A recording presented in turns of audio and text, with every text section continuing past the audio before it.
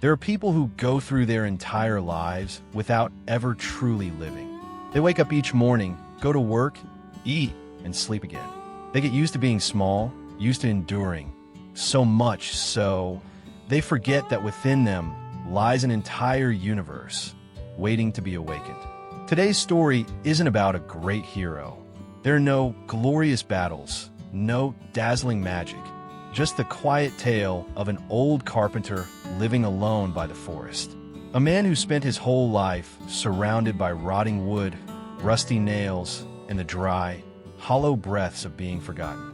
And yet, it only took a single question, a moment of silence deep enough, for him to uncover a boundless strength he never knew he had. And you'll see, that strength wasn't just his to claim. It's quietly waiting inside you, too, waiting for you to awaken. This is the story of Elias, the carpenter and his journey to find himself again. A journey from darkness to light, from limitation to boundlessness, from a mere mortal body to a soul aligned with something sacred. Elias lived in a small wooden cabin nestled beneath the canopy of an ancient forest. A place where the chirping of morning birds and the rustling wind through the trees were the only sounds he heard each day. He was an old carpenter. No one really remembered how old he was, and few ever visited his worn-down home. For countless years, his only companions were wood, a hammer, and the thick calluses on hands that had long since lost the sense of touch. His days passed by in quiet repetition.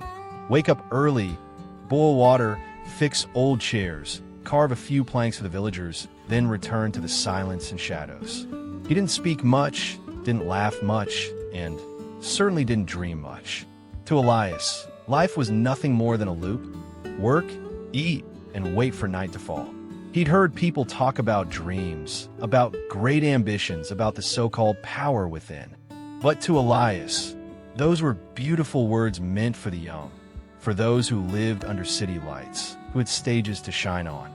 And him? He was just a carpenter, an old, rough man, drifting quietly through life like a log floating down an endless stream. He once believed, deeply and without question, that he was born merely to exist, not to change anything. Every now and then, at night, when the oil lamp in his home flickered its last weak glow, Elias would gaze out the window into the deep black forest stretching into forever and sigh. In those fragile moments, he felt a strange kind of emptiness.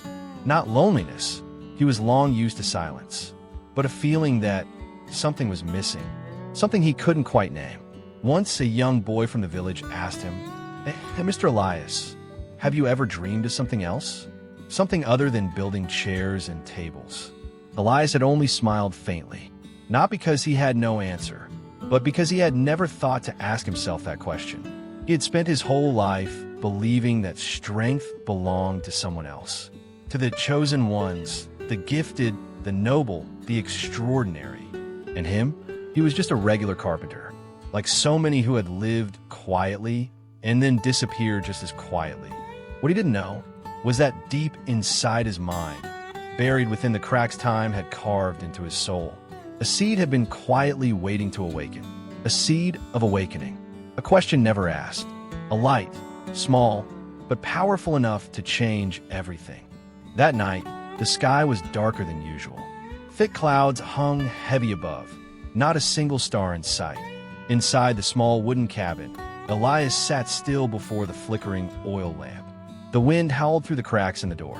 Outside, the forest whispered the same old songs he had heard 1,000 times before.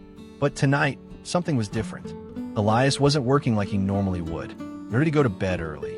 He simply sat there, motionless, eyes fixed on the dim flame, as if searching for something far away.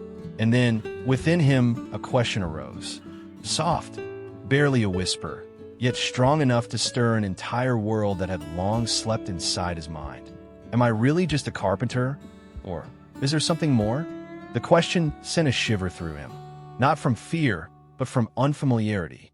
Elias had never questioned that before. He had grown used to the beliefs repeated again and again, that this was his fate, that he wasn't special, that life held nothing worth hoping for.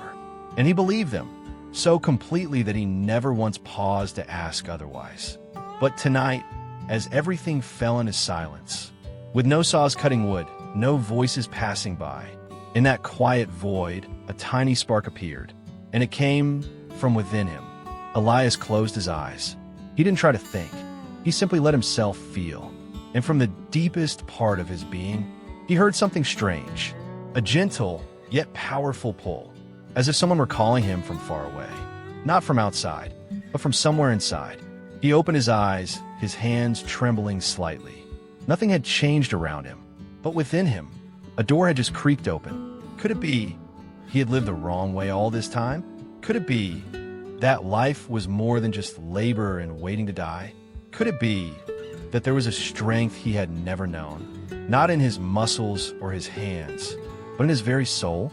Elias didn't know, but for the first time in his life, he wanted to know. He longed to understand himself, to discover why he was truly here, to find something beyond decaying wood, rusty nails, and repetitive days. That night, he didn't sleep. He just sat still listening, and in that absolute silence, Elias knew the journey had begun. Not a journey through distant roads, but a voyage deep into the heart and soul of who he truly was. In the days that followed, Elias was no longer the same. At least, not the silent, hardened carpenter everyone thought they knew. He still worked with wood, still sawed, chiseled, and breathed in the scent of sawdust in the morning sun. But inside, something had begun to shift, quietly, without drama, like a small stream weaving through cracks in stone. Slow, steady, but gently awakening life in places thought barren forever. Elias started questioning the things he had always accepted as truth. Why had he lived in such isolation? Why did he believe his fate was ordinary, unworthy of more? Why had he never once stopped to ask what his soul might be longing for? At first, there were no answers, but he wasn't afraid. He understood that simply asking was already a beginning. Each morning, instead of rushing straight into work, Elias stepped out onto the porch and stood still for a few minutes beneath the early light. He felt the breeze on his skin. He listened to the leaves fall and kiss the ground. And for the first time in his life, he didn't race against the ticking clock. Everything seemed more alive, more vivid, more real. No longer a lifeless loop, but a presence, full, quiet, and radiant with meaning. He began to jot down thoughts on scraps of old paper, scribbled, messy words that didn't always make perfect sense but were honest. "I feel something inside me is waking up," he wrote. Not a hunger for success or fame, but new belief that maybe, just maybe, I could be more than I ever imagined. Then, one morning, he noticed something new. He woke up without the heaviness. He felt light, as if some invisible burden had been set down. The burden of false beliefs, the burden of not feeling worthy, the burden of all those old words life had once pressed into his mind. Elias began to feel a strength, faint but unmistakable, rising in his chest. It wasn't loud like the sound of hammer on wood. It whispered, gently, but it could not be ignored. He no longer saw life as a list of tasks to be completed. He saw it as a door, slowly opening, a door that led inward, to the place where true strength had always been waiting to be awakened. He didn't know exactly where he was headed, but for the first time in his life, Elias knew he was finally walking in the right direction. One late autumn afternoon, with golden leaves carpeting the narrow trail that led into the forest, Elias made a choice. He would go deeper, farther than he ever had before, not out of curiosity, not to gather firewood, but because something inside him called, a quiet yet undeniable pull, as if an invisible thread were gently drawing him back towards something long forgotten. The forest air was still, hauntingly still. No voices, no rush of life, only the rustle of leaves beneath his careful steps, and a silence that seemed to wrap the world in a soft, sacred hush. Elias stopped beside an ancient tree, its bark cloaked in moss, its roots twisted like old, wise fingers gripping the earth. Sunlight filtered through the canopy above, casting a shimmering glow on the forest floor. He sat, not to think, not to plan, but simply to be, to breathe. to let himself melt into the moment, not as a man, but as part of the wind, the trees, the trembling light that danced around him. And then, in that stillness, it came. Not a lightning bolt, not a booming voice from the heavens, but a feeling, a deep, wordless knowing that pulsed through his body like warm electricity.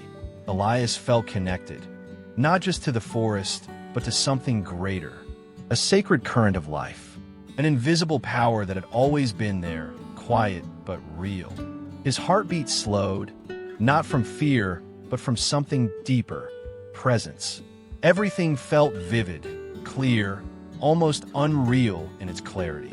He understood, in a way beyond words, that he had never truly been alone.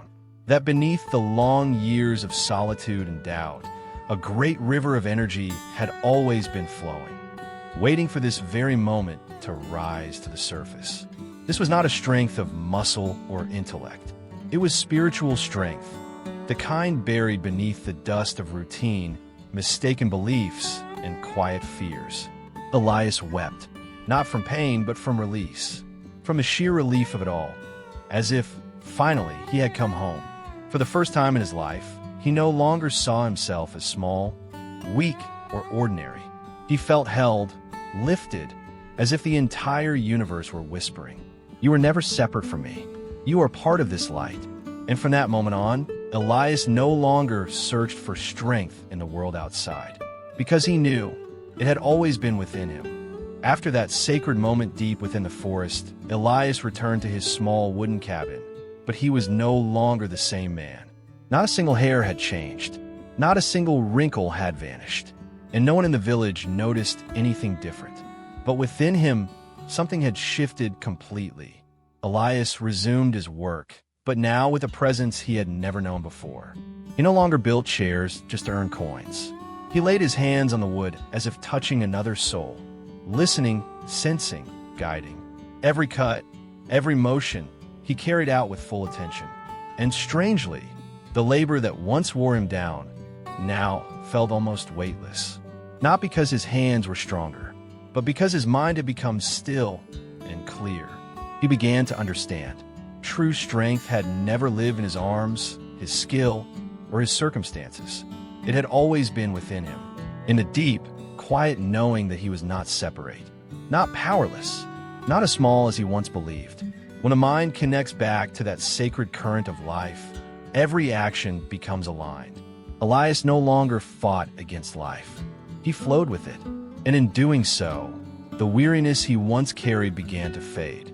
Not because the wood grew lighter, but because his heart was no longer burdened by doubt, fear, and invisible shame. The more he lived from that place of connection, the more he discovered new abilities. Not superpowers, not miracles, but deep spiritual capacities.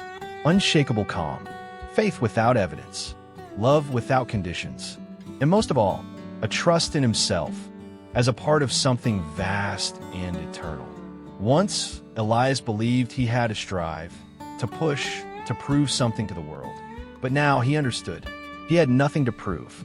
He simply needed to live truthfully from the strength that had been quietly growing within.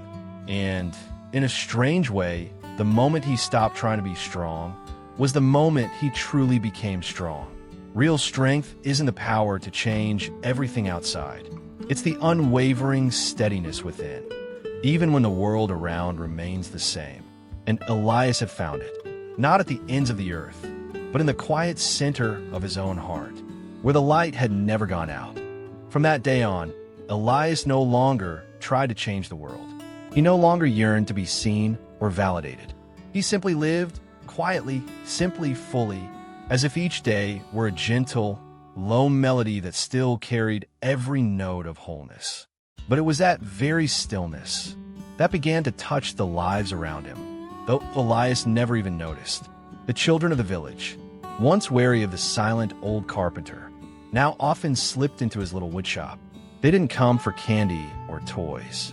They just wanted to sit nearby, watch him work, listen to the soft hum of his saw, and catch the occasional story he'd mutter in between the rasp of sanding wood. Somehow, being near Elias calmed them. like being wrapped in a warm blanket during a cold winter. The adults began to notice too. A widowed old woman would stop by asking for her broken chair to be fixed, but always stayed longer than needed, just to exchange a few quiet words. A young man who'd lost all direction in life walked with Elias through the forest one afternoon, and afterward began to change. But Elias didn't preach. He didn't teach. He didn't try to lead. He simply was like a small candle, gentle, warm, quietly glowing, and that somehow was the most powerful form of guidance. Elias never set out to inspire anyone, but his grounded presence became a silent invitation to those who were lost, weary, or searching. One day, someone asked him, "How do you stay so peaceful, old man?" Elias just smiled, his eyes drifting toward the woods. "I don't do anything," he said. "I just stop, listen, and remember who I am." The person didn't fully grasp his words, but as they walked away, something in their chest felt lighter. And that was enough. Little by little, no one called him the odd old carpenter anymore. They called him something simpler, but with a reverence that couldn't be faked. The keeper of the light, not because he performed miracles, but because in his silence, people felt illuminated, not by his words, but by the quiet truth of who he had become. Elias didn't become someone else. He had simply returned to himself, and in doing so, he made others long to do the same. As time passed, Elias's hair turned snow white, but his eyes, they grew clearer than ever, like a still lake that lets you see all the way to the bottom. He never left the little village. He didn't become a spiritual teacher. He wrote no books, left no teachings behind. He simply kept living, day by day, moment by moment, as a quiet friend of life itself. Each morning, he rose early, made a pot of tea, and stepped out onto his wooden porch to watch the sunlight filter through the leaves. He sat in silence, not because he had nothing to say, but because he no longer needed to speak. His presence, still deep, steady, was a reminder in itself that peace is not out there, that strength is not found in power, that light is not some distant thing. All of it begins within, in a place we can always return to. To most, Elias was just a humble old man, but to those who had once felt his energy, who had sat with him on a windless afternoon, or listened to a quiet story that seemed to have no beginning or end, they knew they had met someone rare, not because Elias was extraordinary, but because he had become real, a man who had touched the sacred inside himself. They called him the keeper of the light, not light from the sun, but the light of the soul, a humble glow that never dims, even in the darkest days. And then, one quiet autumn day, Elias left this world, as gently as a leaf falling from a branch. But the strange thing was, his light remained, in the minds of those who knew him, in the stories it passed from mouth to mouth, and most of all, in the hearts he had touched, because Elias left behind no legacy of things, but a flame, soft, steady, just enough to help someone lost find their way back home. And so, if one day you find yourself weary, hollow, adrift in the noise of life, stop, close your eyes, take a deep breath, because maybe, just maybe, the light Elias once carried is now being kindled inside you.